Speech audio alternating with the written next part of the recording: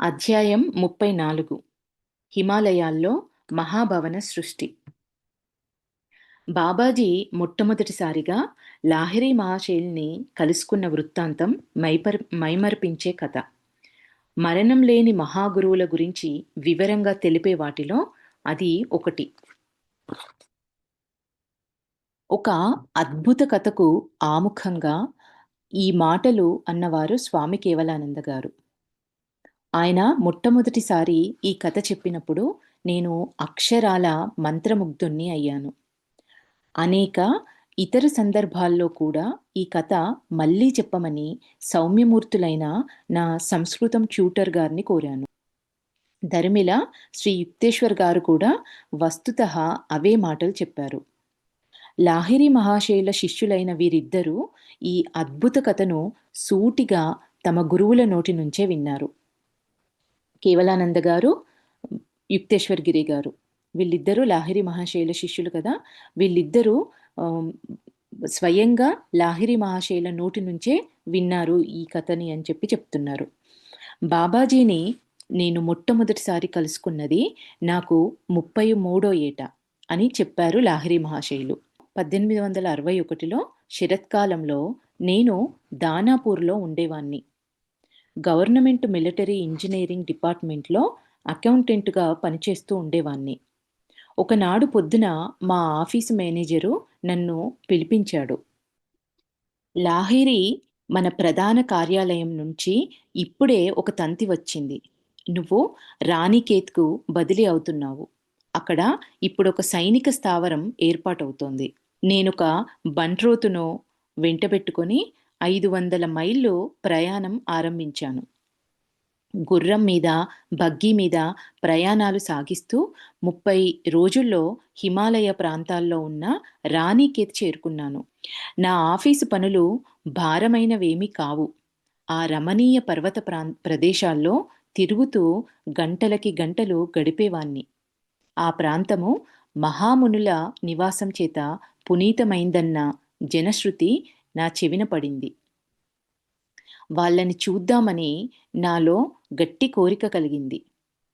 ఒకనాడు మధ్యాహ్నం అలా తిరగడంలో నన్నెవరో పిలుస్తుండటం విని ఆశ్చర్యపోయాను నేను.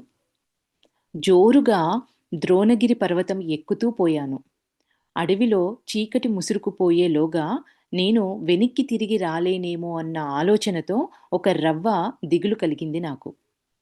చివరికి చెట్లు లేని ఒక వెల్లడి ప్రదేశానికి చేరాను. దానికి ఈ పక్క ఆ పక్క గుహలు కనిపిస్తున్నాయి. రాతిగొట్టు కొండ అంచుల్లో ఒక దానిమీద పడుచు వయస్సాయన ఒకరు చిరునవ్వు నవ్వుతూ నించున్నారు. నాకు స్వాగతం చెప్తున్నట్టుగా చెయ్యి చాపారు. ఆయన రాగి రంగు జుట్టు ఒకటి మినహాయిస్తే అచ్చుమచ్చు నా పోలికలోనే ఉండటం చూసి నేను ఆశ్చర్యపోయాను. లాహిరి, వచ్చేశావా అంటూ ఆ సాధువు నన్ను ఆప్యాయంగా హిందీలో పలకరించారు.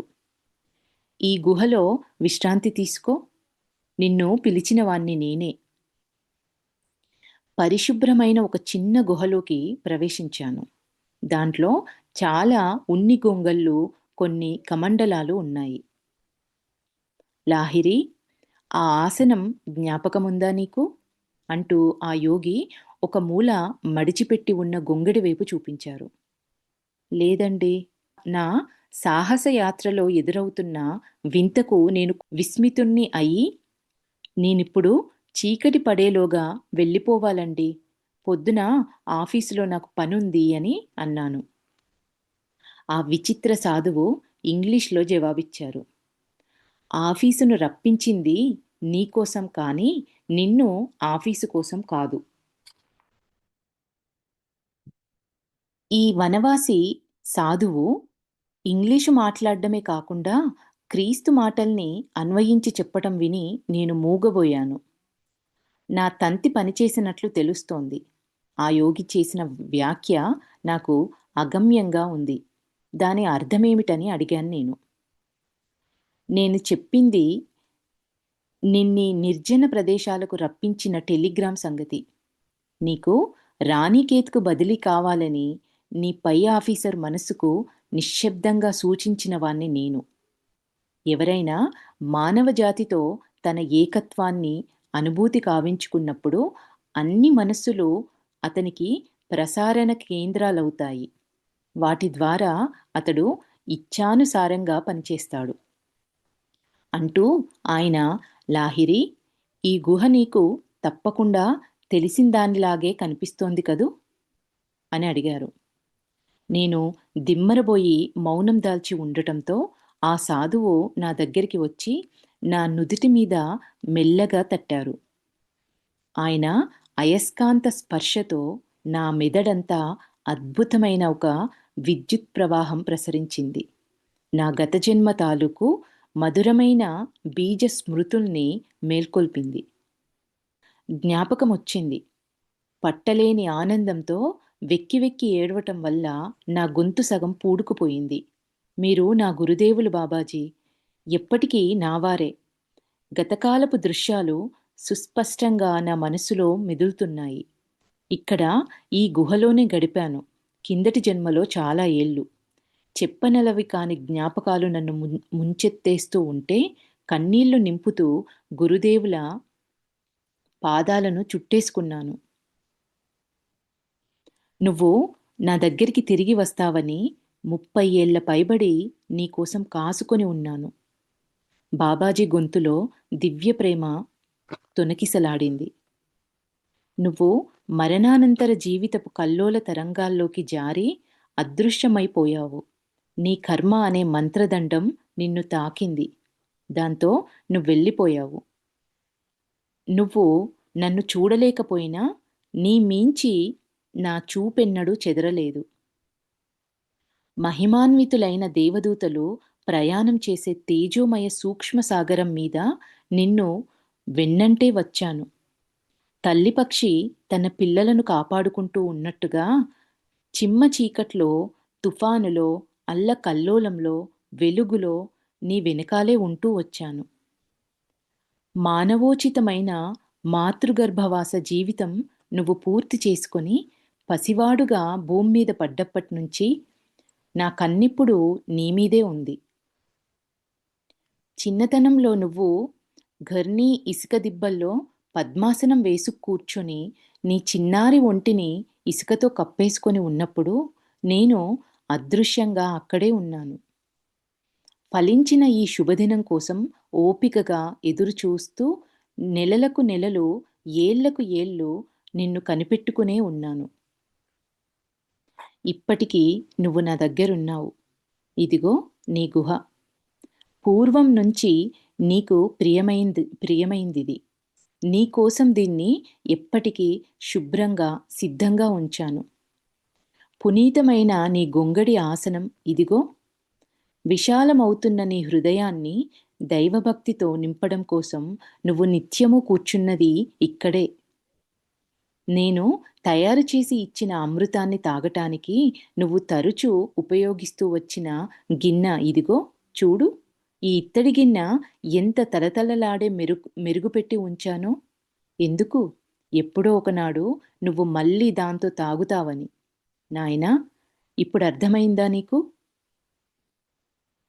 గురుదేవా, ఏం చెప్పగలను నేను అంటూ తడబడుతూ మెల్లగా అన్నాను. ఇటువంటి అమర ప్రేమ గురించి ఎక్కడైనా ఎవరైనా విన్నారా? నా శాశ్వత నిధిని జీవితంలోనూ మరణంలోనూ కూడా నావారైన గురుదేవుల్ని, ఆనంద తన్మయుణ్ణి తదేకంగా చూస్తూ ఉండిపోయాను. లాహిరి, నీకు పరిశుద్ధి అవసరం. ఈ గిన్నెలో ఉన్న నూనె తాగి ఏటి ఒడ్డున పడుకో అన్నారు బాబాజీ. అన్ని సందర్భాల్లో బాబాజీ వ్యవహార జ్ఞానం ముందే ఉంటుంది అనుకున్నాను. పాత జ్ఞాపకాలతో చటుక్కున చిరునవ్వు రాగా. ఆయన చెప్పిన ప్రకారం చేశాను నేను. చల్లటి హిమాలయ రాత్రి ముసురుతూ ఉన్నప్పటికీ నాలో హాయి అనిపించే వెచ్చదనం వ్యాపించడం మొదలైంది. నేను ఆశ్చర్యం పోయాను. ఏమిటో తెలియని ఆ నూనె పొద్దుపొడుపు వెచ్చదనంతో రంగరించి ఉన్నదా అనిపించింది. ఆ చీకట్లో తీవ్రమైన గాలులు చెలరేగి భయంకరంగా సవాలు చేస్తున్నట్లు గర్జిస్తూ చుట్టూ నన్ను కొరడాలతో కొడుతున్నాయి. గగాస్ నదిలోని చల్లటి చిట్టిపొట్టి అలలు రాతిగొట్టు ఏటు గట్టున కాళ్ళు చాపి వెల్లకిలా పడుకున్న నా ఒంటి మీదికి వచ్చి పడుతున్నాయి. దగ్గరలో పులులు గాండ్రిస్తున్నాయి. అయినా నా గుండెలో ఏమాత్రం భయం లేదు. నాలో కొత్తగా పుట్టిన ఉజ్వల శక్తి, అభేద్యమైన రక్షణ ఉందని హామీ తెలియజేసింది. చాలా గంటలు వేగంగా గడిచిపోయాయి.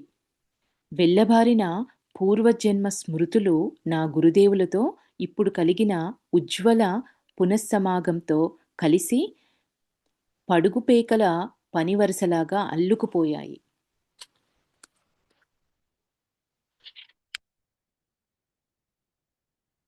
ఏవో అడుగుల చప్పుడు దగ్గరవుతుండగా ఒంటరిగా నేను చేస్తున్న ఆలోచనలకు అంతరాయం కలిగింది. ఆ చీకట్లో ఒక మనిషి నాకు చెయ్యందించి నేను లేచి నిలబడ్డానికి సహాయపడ్డాడు. తర్వాత కొన్ని పొడిబట్టలు ఇచ్చాడు నాకు. రా అన్నా, గురుదేవులు నీకోసం ఎదురుచూస్తున్నారు అన్నాడతను. అడవి గుండా అతడు దారి తీశాడు. దారిలో ఒక మలుపు దగ్గరికి మేము రాగానే దూరాన ఒక నిశ్చల కాంతితో కాలరాత్రి ఒక్కసారిగా కాంతిమంతమైంది.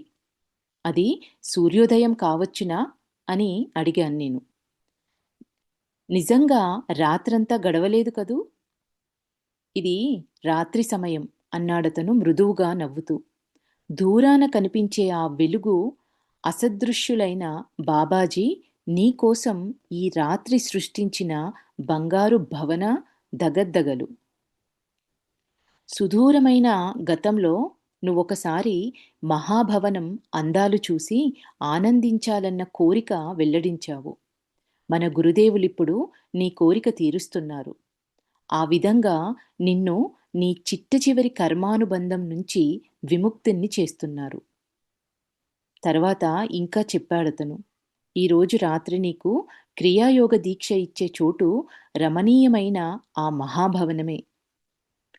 నీ ప్రవాసం ముగిసినందుకు సంతోషిస్తూ నీ సోదరులందరూ కలిసి ఇక్కడ స్వాగతం చెప్తున్నారు చూడు. మా ఎదుట కళ్ళు మిరమిట్లు గొలిపే బ్రహ్మాండమైన ఒక బంగారు భవనం ఉంది. లెక్కలేనన్ని రత్నాలతో అలంకరించి ఉండి, సువిశాలమైన ఉద్యానవనాల మధ్య సుస్థితమై నిశ్చలమైన జలాశయాల్లో ప్రతిబింబిస్తూ సదృశ్యమైన శోభతో విరాజిల్లుతున్న అద్భుత దృశ్యం. చాలా ఎత్తైన కమానులకు గొప్ప గొప్ప వజ్రాలు, ఇంద్రనీలాలు, పచ్చలు సంకీర్ణ రీతిలో పొదిగి ఉన్నాయి. కెంపులతో ఎర్రబారి వెలుగొందుతున్న ద్వారాల దగ్గర దివ్య తేజస్సు వెదజల్లుతున్న భవ్యమూర్తులు కొలువై ఉన్నారు. నా స్నేహితుడు వెనకాలే విశాలమైన స్వాగత కక్షలో ప్రవేశించాను. అగరు ధూపాలు, గులాబీల పరిమళాలు గాలిలో తేలిపోతున్నాయి. మందమందంగా వెలుగుతున్న దీపాలు వన్నెవన్నెల కాంతుల్ని వెదజల్లుతున్నాయి. కొందరు ఎర్రగా, కొందరు నల్లగా ఉన్న భక్తులు చిన్న చిన్న బృందాలుగా కూడి అంతఃశాంతిలో మునిగి మృదు స్వరంతో గానం చేస్తున్నారు. కొందరు నిశ్శబ్దంగా ధ్యాన స్థితిలో ఆసీనులై ఉన్నారు. స్పందనశీలమైన ఆనందం వాతావరణం అంతటా వ్యాపించి ఉంది. నేను ఆశ్చర్యపడుతూ ఉండగా నాకు దారి చూపిస్తున్నతను సానుభూతితో చిరునవ్వు నవ్వుతూ ఇలా అన్నాడు. నీ కళ్ళకు పండుగగా ఈ భవనం కళావైభవాన్ని చూసి ఆనందించు. కేవలం నీ గౌరవార్థమే దీన్ని సృష్టించడం జరిగింది కనుక.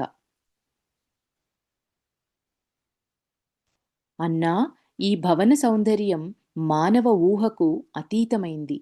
దీని మూలంలో ఉన్న మర్మమేమిటో దయచేసి వివరంగా చెప్పు. సంతోషంగా చెప్తాను. నా సహచరుడి నల్లటి కళ్ళు జ్ఞానంతో మెరిశాయి. ఈ భవన సృష్టి విషయంలో వివరించటానికి వీలు కానిది ఏమీ లేదు. బ్రహ్మాండం యావత్తు సృష్టికర్త ప్రక్షేపించిన భావనే. రోదసిలో తేలి ఆడుతున్న భూమి అనే ఈ బరువైన పిండం దేవుడి కల. మానవుడు తన స్వప్న చేతనలో సకల జీవ సమన్వితమైన సృష్టికి పునఃకల్పన చేసి ప్రాణం పోసినట్టుగానే దేవుడు తన మనస్సులోంచే సర్వ వస్తు సముదాయాల్ని సృష్టిస్తాడు. ఈశ్వరుడు మొదట ఈ భూమిని ఒక భావంగా రూపొందించాడు. తర్వాత దానికి జీవమిచ్చాడు. పరమాణు శక్తి, ఆ తరువాత పదార్థము పుట్టాయి. భూ సంబంధమైన అణువుల్ని సమన్వయపరిచి ఘనగోళాకృతిగా రూపొందించాడు. దాని అణువులన్నీ దేవుడి సంకల్పం చేతనే దగ్గరగా కూడి ఉన్నాయి.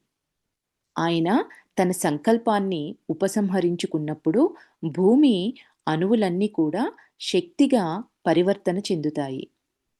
అణుశక్తి తనకు మూలకందమైన చైతన్యంలోకి తిరిగి వెళ్ళిపోతుంది. భూభావం స్థూలత్వంలో నుంచి అదృశ్యమవుతుంది. కలగనేవాడి అవచేతనాపరమైన ఆలోచన అతని స్వప్న వస్తువుని రూపొందిస్తుంది.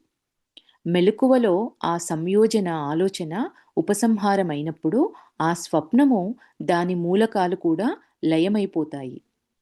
మనిషి కళ్ళు మూసుకొని ఒక స్వప్న జగత్తును సృష్టిస్తాడు. మేలుకోగానే అప్రయత్నంగానే దాన్ని కరిగించేస్తాడు. ఇందులో అతను దేవుడి మౌలికాదర్శాన్ని అనుసరిస్తాడు. అదేవిధంగా అతను విశ్వచైతన్య జాగృతి పొందినప్పుడు బ్రహ్మాండ స్వప్నరూపమైన విశ్వభ్రాంతిని కూడా అప్రయత్నంగానే కరిగించేస్తాడు.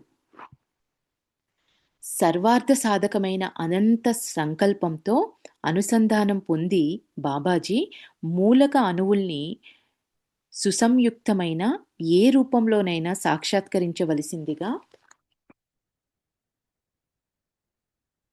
ఆదేశించగలరు.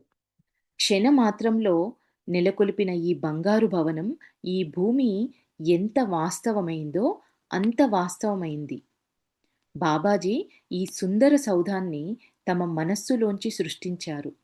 దాని పరమాణువుల్ని తమ సంకల్ప శక్తి చేత సుసంఘటితంగా నిలిపి ఉంచుతున్నారు.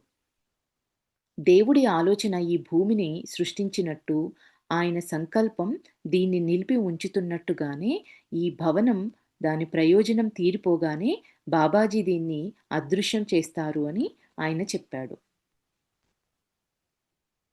ఆశ్చర్యంతో నేను అవాక్కై ఉండిపోగా నాకు దారి చూపిస్తున్నారు ఆయన.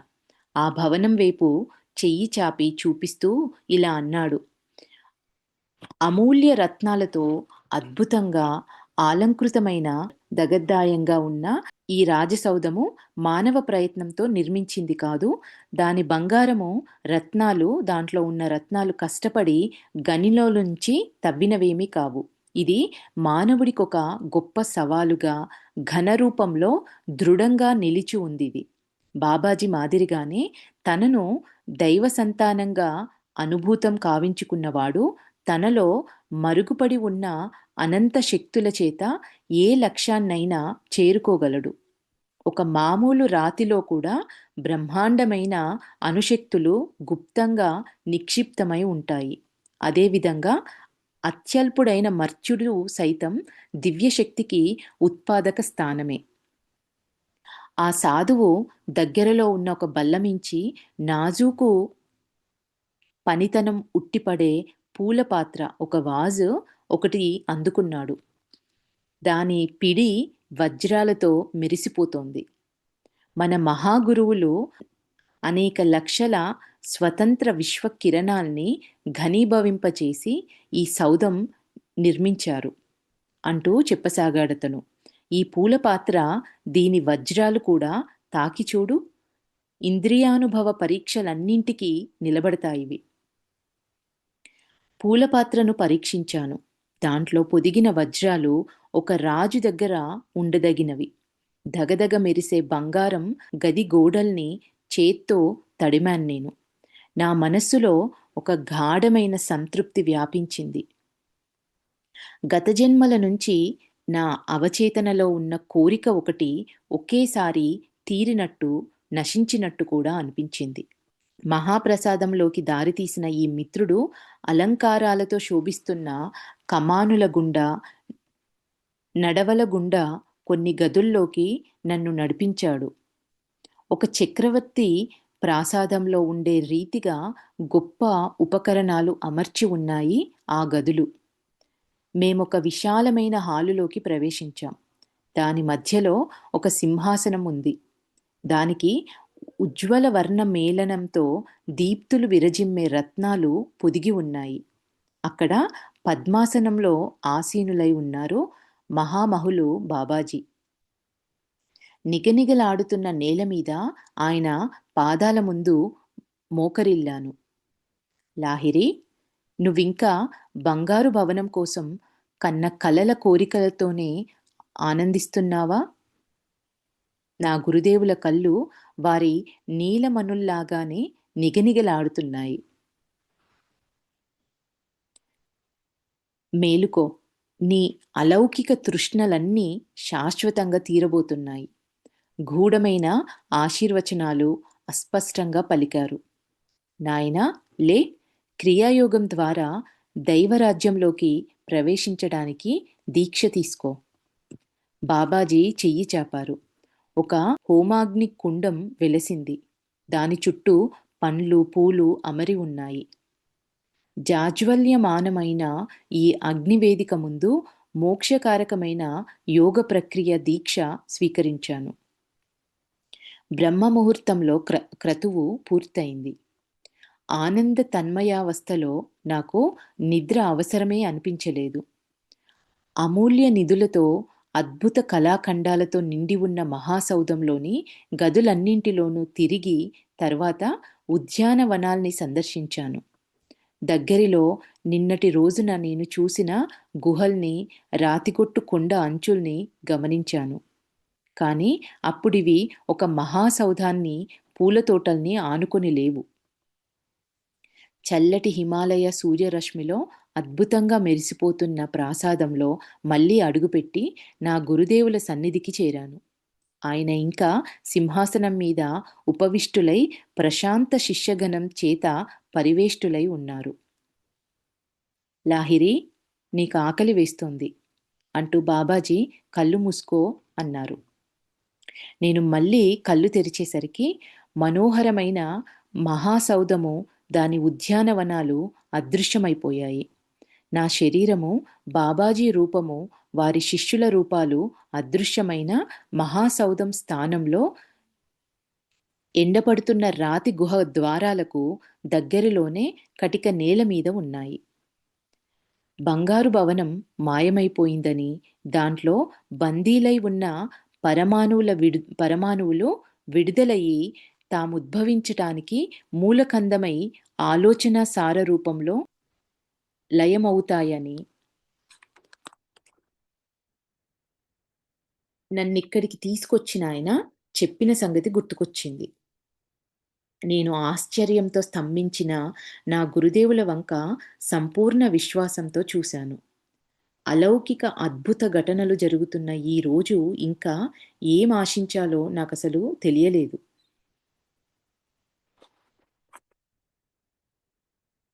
భవనాన్ని సృష్టించడానికి ఆశించిన ప్రయోజనం ఇప్పుడు నెరవేరింది అన్నారు బాబాజీ.